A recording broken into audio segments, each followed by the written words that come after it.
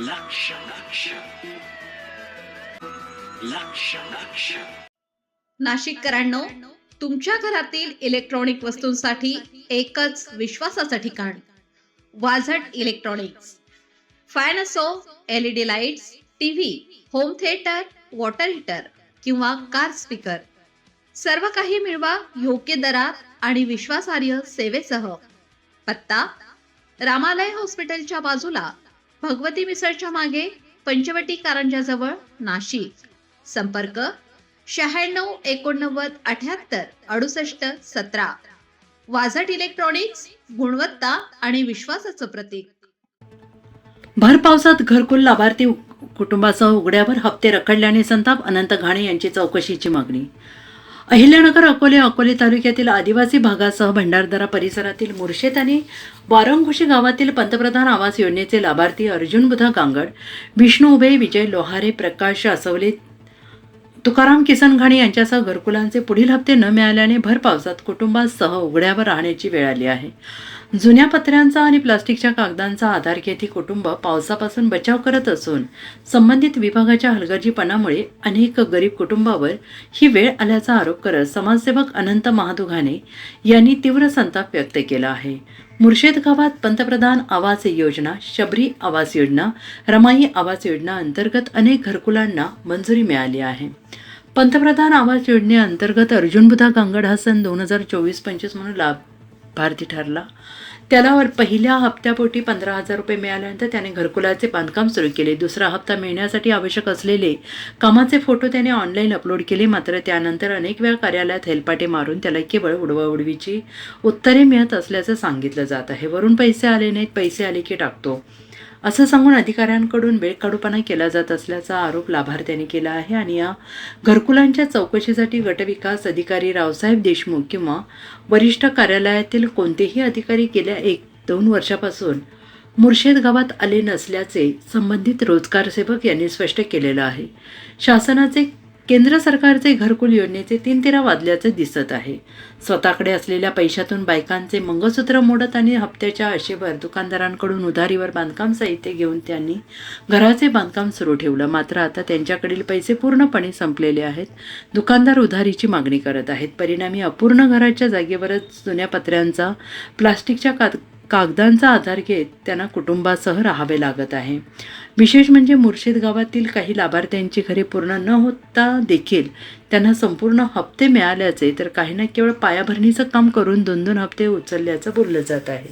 काही प्रकरणांमध्ये कोणतेही प्रत्यक्ष काम नसताना हप्ते वितरित झाल्याची चर्चा आहे. याबाबत येथील रोजगार सेवकांनी स्पष्ट माहिती नसल्याचं सांगितलं आहे. त्यामुळे घरकुल योजनेत मोठा गैरव्यवहार, गोलमाल होत असून प्रामाणिकपणे बांधकाम करणाऱ्या लाभार्थ्यांना हप्ते नाकारले जात असताना इतरांना कोणत्या निकषांवर हप्ते वितरित करण्यात आले याची सखोल चौकशी शासनाने आणि मुख्य कार्यकारी अधिकारी, गटविकास अधिकारी यांनी करत अहवाल जनतेसमोर आणावा.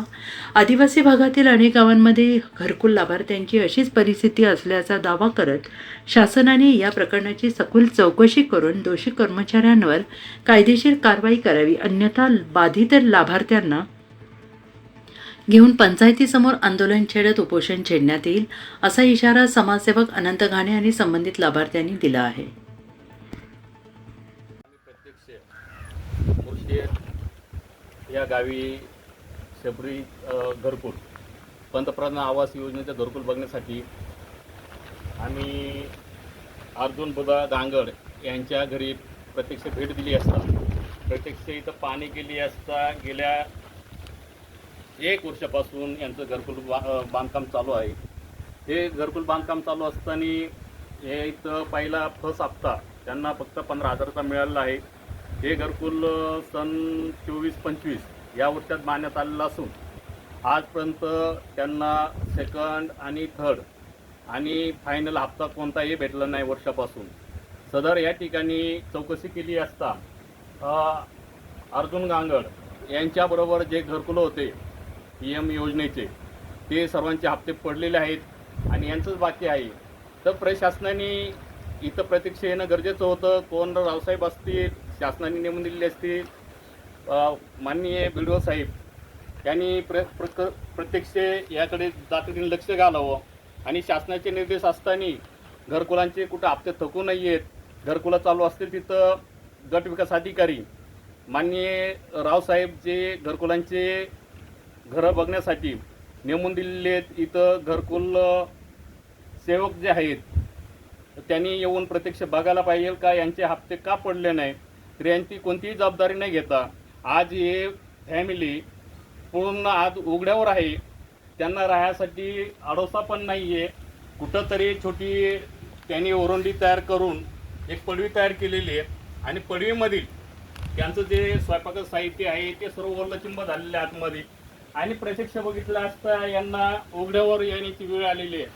तरी शासनाने आणि प्रशासनाने हा प्रश्न गंभीर असताना याच्याकडे दुर्लक्ष करत यांना वंचित लाभापासून वंचित ठेवण्यात आलेलं आहे.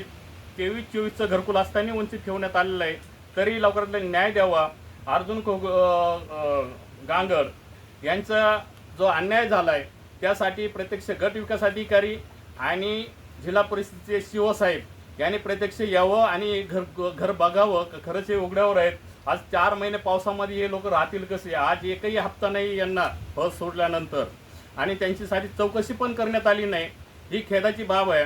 गेल्या 3-4 महिन्यापासून प्रशासनाने अकोला तालुक्यातील जे घरकुलांचे हप्ते रखडलेले आहेत, जे आदिवासी भागातील घरकुलं आज उघड्यावर येतात. वारुंशी असतील, वारी असतील, मुर्शेद असतील, रतनवाडी असं, साम्रत असेल आणि ज्या गावांमध्ये आज साध्या ताडपत्र्या टाकून जर PMचे घरकुलं जर अनुदान नसल्याने एवढं रखडलेले आहेत तरी शासनाने याकडे लक्ष द्यावं. प्रशासनाने लवकरात निधी उपलब्ध करून जो निधी असेल तो यांना वितरित करावा आणि यांच्यावर झालेला अन्याय दूर करावा अशी मी मागणी प्रत्यक्ष समाजसेवक अनंत माधव घाणे करतोय. तरी आपण सर्व प्रशासनाने याकडे तातडीने लक्ष न दिल्यास या कुटुंबांना आम्ही तालुक्यामध्ये गट विकास अधिकारी यांच्या दालनासमोर घेऊन आम्ही आंदोलन करू. तरी लवकरात लवकर प्रशासन लक्ष द्यावं आणि त्यांचे राहिलेले घरकुलाचे हप्ते लवकरात लवकर त्यांच्या खातीवर करावे अशी मी मागणी करतो.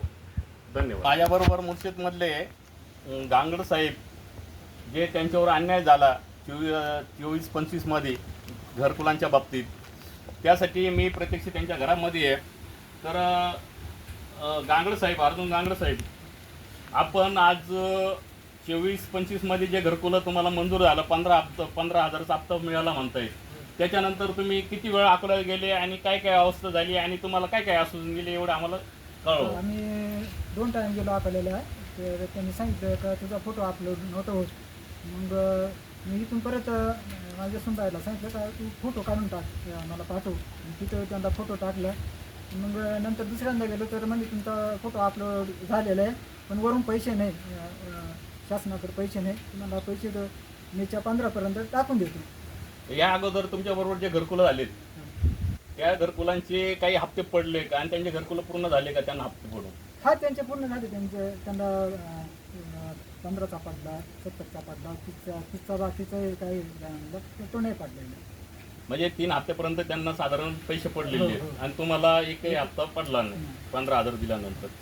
यासाठी तुम्ही तुमचे रोजगार सेवक आहेत यांच्याकडे काय फोटो अपलोड केले ते का? हा हो, मग त्यांना आम्ही बोलवले इथे मी फोटो आम्हाला अपलोड करून द्या. त्यांनी पण आमचे इथे त्यांनी दिले पण ते म्हणायचे का तुम्हाला पैसेच नाही वरून आमच्या तारखेला. म्हणजे पैसेच नाही असं ते तुम्हाला कारण सांगितलं? हा कारण सांगतो पैसेच असं तुमच्या कुटुंबामध्ये किती लोक आहेत आणि आज तुम्ही उघड्यावर आहेत तर तुम्ही ह्या ढगफुटीमध्ये जे कालचं वादळी पाऊस झाला एवढ्या 8 दिवसामध्ये वादळी पाऊस होतोय त्याच्यामध्ये कसं दिवस काढले आणि काय अवस्था झाली आपली थोडी अवस्था आम्हाला सांगावी.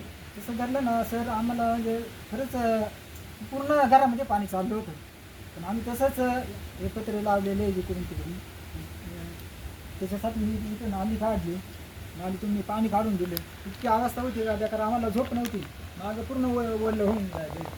म्हणजे स्वयंपाक सध्या बोललंय तुम्ही आतापर्यंत हे जे उभं केलेलं आहे हे कसं उभं केलं आहे आणि काय काय तुम्हाला अडचणी आल्या उभं करत असताना? ज्यावेळेस हे उभं करत होतो त्यावेळेस पावसाने असं पण आम्ही जुन्याच पत्रे आमचे टाकलेली होती.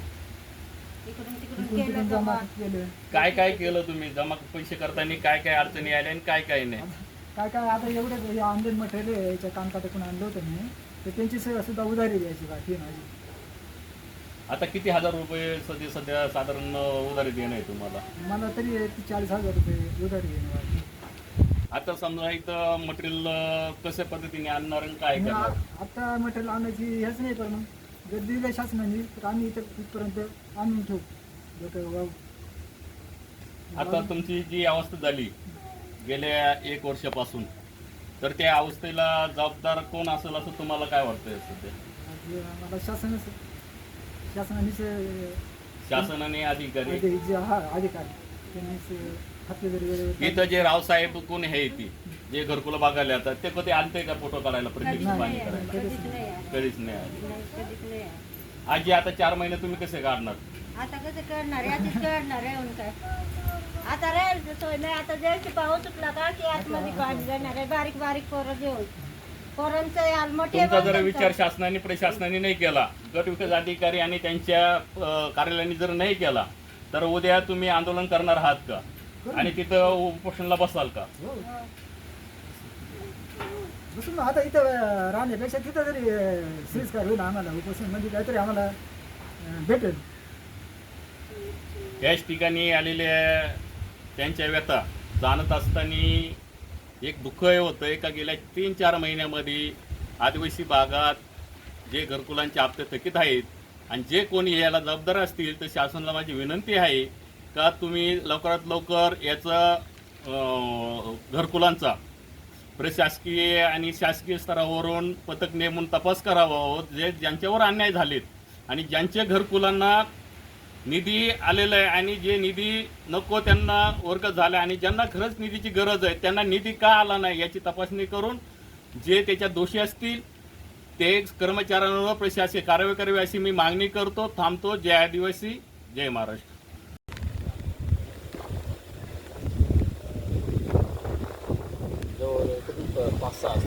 शेबरीचे घरकुलं. बरं, शेबरीचे घरकुलं कोणाच्या अपूर्ण राहिलेत आता? का पावसामध्ये त्यांना हप्ते पडायला पाहिजे होतं, आता पावसामध्ये ते घरं अपूर्ण येते आणि त्यांचे कामं झालेच नाही, अशी अवस्था किती? झालं काय बरं का नेमकं, काही लोकांचे पहिले हप्ते पडले, हां, त्यांनी पाया बांधला आणि नंतर काय झालं, पायाचा फोटो गेल्यानंतर दुसरा हप्ता हा म्हणजे रेग्युलर पडायला पाहिजे. पण मग ज्यावेळेस पंचायत समितीला आम्ही तो फोटो पोहोचवला, तो अपलोड झाला इंजिनियरकडनं, तर परत त्यांच्याकडे जर मागणी केली तर त्यांचं असं म्हणणं आहे वरून आमच्याकडे निधी नाही, निधीचे हप्ते द्या. किती असं घरकुलांचं काम रखडलं आपल्याकडं? एक पीएम योजनेचे असतील, शबरीचे असतील, जवळजवळ ह्या टप्प्यामध्ये आहे ना तरी 40 घरकुलं चालू आहेत सध्या टप्प्यामध्ये. म्हणजे तिन्ही योजनेचे घरकुलं हे 40 चालू आहे. आता उघड्यावर घरकुलं किती आहेत? या कुटुंबात मी अर्जुन गांगड जिथे गेलो, अर्जुन गांगडे, विष्णू उभे पाठीमागच्या वाडीचे, विष्णू उभे, प्रकाश आसवले यांचे घरकुलं म्हणजे आता सध्या भिंती बांधलेल्या आहेत, त्यांनी पुढे कामं झालीच नाही. आता निधी पैसा नसल्यामुळे शेतकरी करू शकत नाही. म्हणजे शासनाने कोणत्या प्रकारे फोटो अपलोड केले नाही, म्हणजे त्यांचं असं त्यांच्या स्तरावर आम्ही फोटो पाठवले जे माझ्याकडे जे काम आहे माझ्या मोबाईल. मला एक सांगा, इथं गट विकास अधिकारी माने साहेब किंवा संबंधित TPO ग्रामपंचायत विस्तार अधिकारी किंवा तुमचे जे इंजिनियर आहे ते देशमुख, हे किती वेळा इथं या घरकुलांसाठी पाहणी करण्यासाठी आले होते? इथं देशमुख साहेब मला वाटतं एकच वेळेस येऊन गेलेले, वर्षभरामध्ये एक वेळा देशमुख आला आणि त्यांनी परत घरकुलांचा प्रश्न काय आहे कुठे हे बघितलं. पाठीमागं बघा ते कलेक्टर ते कोणीतरी आले होते. हां, मला वाटतं कलेक्टर नाही, CO साहेबांचे, त्यावेळेस देशमुख साहेब म्हणजे आपले जिल्हा परिषदेचे मुख्य कार्यकारी अधिकारी हो त्याच वेळेस देशमुख यांना आले होते आणि त्याच्यानंतर देशमुखला तुम्ही फक्त फोटो देताय. त्यांनी फक्त तिकडे डिमांड केली कोणतं काम म्हणजे प्रत्यक्ष जागा बघायला ते नाही, पाया आखायला आखला का नाही ते पाहणी करण्यासाठी नाही. तत्सम गट विकास अधिकारी सह त्यांचे कोणते कार्यालय आहेत ते तत्सम अधिकारी हे घरकुलं जे बघायची काम करायला पाहिजेत घरकुलांचे माप बघायला पाहिजे, ते कोणत्या प्रकारे ते करत नाही. हे सर्व तुम्ही ते फक्त आम्हाला पण आदेश देणार. रोजगार सेवक आणि- रोजगार सेवक आहे ना, त्यांना ते का आम्हाला सांगणार का ज्याचे पाय झाले, ज्यांचे लेंटर किती झाले ते फोटो पाठवून देऊ. एवढंच काम आहे.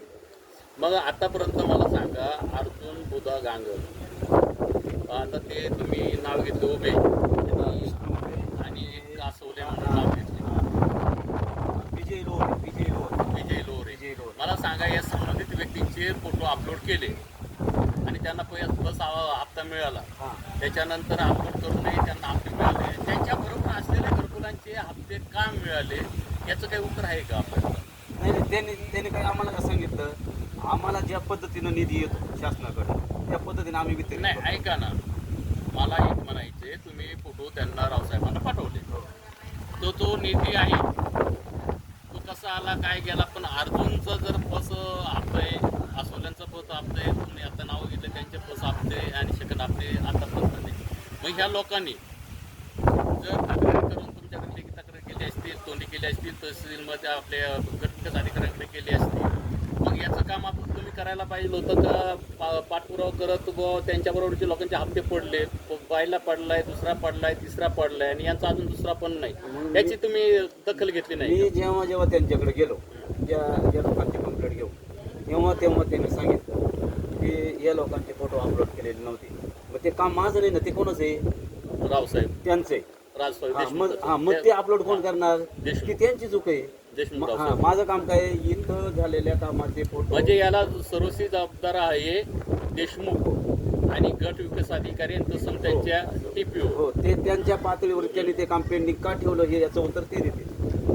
मी माझं काम केलं. कारण आजपर्यंत उघड्यावर कुटुंब आले, हे तुमचेच नाही तर आपल्या तालुक्यातील आदिवासी भागातील सर्व जनतेचं मरण केलं आहे. हो, शासनाचा निधी जो येतोय तो मागण्याची जबाबदारी प्रशासनाची, प्रशासनाने त्याचं काम करायला पाहिजे होतं, ते केलं नाही असा तुमचा स्पष्ट आरोप दिसतो. मी 3ही लाभार्थी पंचायत समितीला घेऊन गेलो होतो. साहेब, याच्या पाठीमागे ते घरकुलं झाले, यांचे हप्ते पडले, यांनी पहिल्यांदा घरकुलं बांधले, यांचे हप्ते का जमा होत नाही? त्यांनी सांगितलं शासनाकडून निधी येते. अरे पण ज्यांचे अगोदर झालेले तुम्ही दुसऱ्यांना निधी का देतात? अगोदर यांना द्या ना. अशी तुम्ही मागणी केली. हो, अशी मी मागणी केली. त्यांनी काही तडजोड केली आधी? नाही, त्याने उत्तर दिलं नाही. आमच्याकडे आता सध्याच्या अवस्थेत निधी शिल्लक नाही, त्याच्यामुळे जेव्हा शासन आमच्याकडे निधी देईल तेव्हा तो आम्ही त्यांच्या अकाउंटला जमा करू, असं उत्तर तिथून मिळत आहे. किती लोकांच्या घराच्या पायात तयार आहेत? म्हणजे आता सध्या पाय तयार आहे, 3 कामं चालू आहेत, असे किती? पाया आता सध्या 1, 2 3 सध्याच्या अवस्थेत 3च आहेत, कारण पाऊस सुरू झाला. किती लोकांनी दुसरा हप्ता उचलला पण पाया किंवा भिंती बांधल्याच नाहीत? त्यांना हप्ते पडले, हा, असे किती लोक आहेत? साधारणपणे तरी 5-6 जण असतीलच. म्हणजे मला सांगा, पहिला हप्ता पडला आणि त्याच्यानंतर दुसरा पडला आणि तिसरा पडला, तरी त्यांचे पायाचे त्यांनी पूर्ण कामं केली नाही, मग त्यांना हप्ते पडले, असे किती इथं व्यक्ती आहेत त्यांच्या गावामध्ये? 4 जण आहेत. म्हणजे त्यांनी कामं न करता त्यांना हप्ते पडले. म्हणजे त्याच्यामध्ये एक जणांनी असं केलं, घर अगोदर बांधलं आणि नंतर जेव्हा भिंतीची लेवल झाली तेव्हा त्याचा पहिला आणि मग त्याचे ते फोटो ॲडजस्ट करून आणि त्याचे ते हप्ते काढून दिले. बरं, पण बाकीच्यांचं ते माझ्या पातळीवरती नाही झालं, ते त्यांनी ते त्यांच्या पद्धतीनं. म्हणजे तिथं कुठंतरी आर्थिक तडजोड झाली असा स्पष्ट माझा स्वतःचा आरोप आहे, तुमचा पण नाही, आरोप माझा आहे. पण आरोप आहे. का तिथं कुठंतरी आर्थिक तडजोड झाली. हो. आर्थिक तडजोड झाल्यानंतर जे माणसाचं घर बांधलंय त्याला जर घरकुलाचे हप्ते भेटतात नंतर, आणि जे बिचारे गरीब आहेत, अर्जुन गांगडसारखी असतील, लोब्यांसारखी असतील, आसोले असतील, बाकीचे जे आहेत, त्यांना आर्थिक तडजोड न झाल्यामुळे कोणताही रुपया दिला गेला नाही असा स्पष्ट आरोप दिसतो. असे बरेच लाभार्थी सापडले का त्यांनी आर्थिक तडजोड करून, आणि साहेब काय होते बरं का, आर्थिक तडजोड करून त्यांनी हो, लाभ घेतला. त्यांनी त्यांच्या पातळीवरती केलं नाही. मी याच्या बाबतीत कुठल्याही लाभार्थ्याकडून मी रुपयाला सुद्धा बांधलेलं नाही, कारण आम्ही घेणार पण नाही. मी माझ्या पद्धतीनं मी जे काम करतोय, माझं स्वतःचं भाडं खर्च करतोय, मी तिथं जातोय. गावातल्या कुठल्याही लाभार्थ्यानं माझ्या विरोधात तक्रार केली त्याला मी बांधील राहील. म्हणजे तुमच्या स्पर्चे पर हे हप्ते काढण्यात आले हो त्याला जबाबदार त्या म्हणजे तिथं रावसाहेबांनी येणं भाग होतं, त्यांच्या घरी जाणं भाग होतं, रोजगार सेवकडून तिकडं पाहणी करायला पाहिजे होती. हे न करता डायरेक्ट त्यांनी तिकडचे टिप्परचे पर हप्ते काढून तिकडे मोकळे झाले. म्हणजे याचा अर्थ तिथं तडजोड आर्थिक झाली. हा गंभीर आरोप आहे. आणि याची कुठंतरी शासनाने प्रशासनिक गट विकास अधिकारी साहेब, माने साहेब, माननीय मुख्य कार्यकारी साहेब यांनी खरीच याकडे लक्ष द्यावं. आणि हे गरीब कुटुंब जे आहेत, घरकुलं ज्यांच्यासाठी आहेत आणि गरीब लोकांसाठी आहेत आणि त्यांच्याकडेच आज तडजोडीसाठी पैसे नाही आहेत, तर ते आज पैसे घेऊन आणि लगेच घर बांधू शकत नाही. त्यांच्यासाठी घरकुलाचे जे हप्ते पडायला पाहिजे, जे अन्याय झाला आहे याच्यावर मुख्य कार्यकारी अधिकारी यांनी समिती नेमावी आणि समिती नेमून गट विकास अधिकारी यांनी चौकशी अहवाल तातडीने तयार करून शासनाला सादर करावा का इथं नेमकं गोंधळ काय चाललो आहे आणि लोक का आपले आर्थिक परिस्थिती गांजल असताना त्यांच्यावर अन्याय का होतो याची सर्व शासनाला याची माहिती द्यावी अशी मी समाजसेवक अनंत माधव घाणे मी विनंती करतो. आणि जर अन्यायाविरोधात जर मुख्य कार्यकारी अधिकारी, गट विकास अधिकारी यांनी लक्ष न दिल्यास हे सर्व कुटुंब घेऊन मी पंचायत समितीच्या दालनामध्ये मोठं उपोषण करायच्या तयारीत आहे. तरी याची दक्षता घ्यावी अशी मी विनंती करतो. थांबतो. जय आदिवासी, जय राघोजी, जय बिरसा.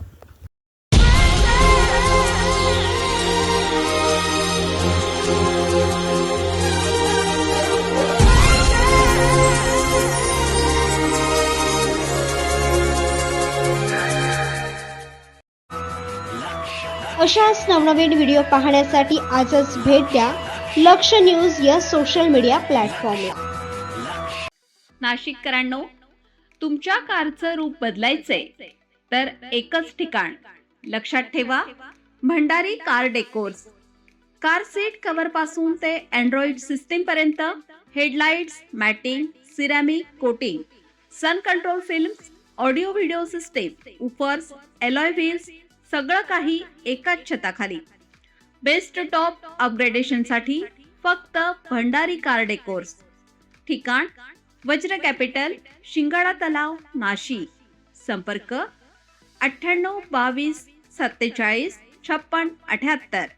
भंडारी कार डेकोर्स, विश्वासाचं नाव, दर्जेदार कार ॲक्सेसरीजचं ठिकाण.